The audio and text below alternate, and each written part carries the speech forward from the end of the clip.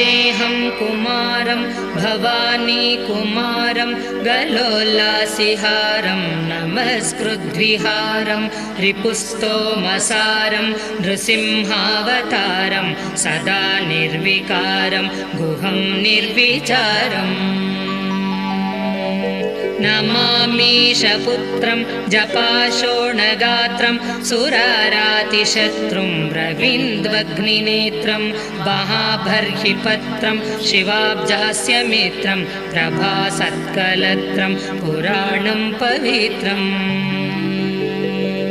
अनेकार्ककोटिप्रभावज्वलन्तं मनोहारिमाणिक्यभूषोज्वलन्तं श्रितानामभीष्टं सुशान्तं नितान्तं भजे षण्मुखं तं शरश्चन्द्रकान्तम् कृपावारिकल्लोलभास्वत्कटाक्षं विराजन्मनोहारिषोणाम्बुजाक्षं प्रयोगप्रदान प्रवाहैकदक्षं भजे कान्तिकान्ताम्बरस्तोमरक्षम् सुकस्तूरिकाबिन्दुभास्वल्ललाटं दयापूर्णचित्तं महादेवपुत्रं रवीन्दुलसद्रत्नराजितं